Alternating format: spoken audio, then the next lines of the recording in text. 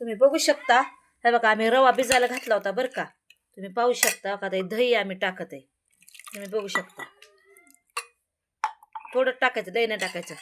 Tomato पण टाकायचं, कांदा टाकायचा, कांदा कोथिंबीर सगळं टाकायचं. असं सगळं टाकून घ्यायचं. असं थोडंसं सोडा टाकायचा, जास्त नाही. थोडीशी हळद नाही टाकायची. तिखट थोडं टाकायचंय बघा. जिरे असे चुळून टाकायचे बरं का.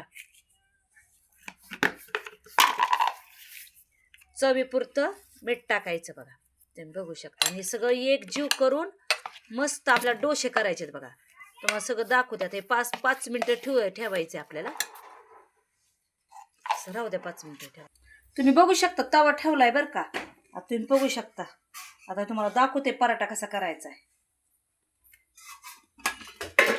असं थोडंसं आधी तेल लावून घ्यायचं बरं का. असं थोडं लावून घ्यायचं, जास्त तापवायचं नाही. हे बघा तुम्ही बघू शकता. तुम्हाला कसं टाकायचं ते पण दाखवते.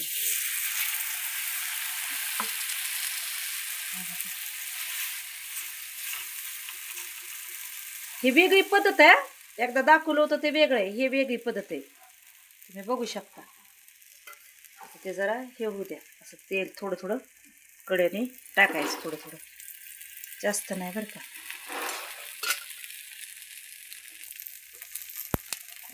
बघू शकता. अहो मला धरायला कोण नसतं कधी कधी, मला प्रश्न पडतो. तुम्ही बघू शकता. खूप सोपी नाश्त्याला करू शकता बरं का तुम्ही. हे तूप पण टाकू शकता बघा.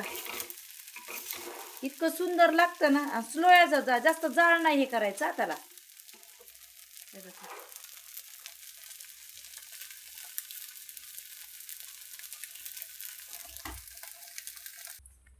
हे बघा तुम्ही बघू शकता कसं केलंय मी. एकच तुम्हाला दाखवले, नंतर बाकीचे करायचे बघा. तुम्हाला माझा डोसा आवडला का करणं. किती सोपी पद्धत आहे. आधी मी रवा भिजायला घातला होता अर्धा तास मुरू द्यायचं. आणि ते टोमॅटो तुम्ही पाहिले कसं काय काय घातलंय मी. हे करून बघा. नाश्त्याला इतकं सुंदर लागतं ना खायला. हे बघा किती सॉफ्ट झालंय बघा. शिजलंय पण बघा कसं. आहे बघा. तुम्हाला माझं करणं आवडलं असं माझ्या चॅनलला शेअर करा, लाईक करा. थँक्यू, धन्यवाद देशील.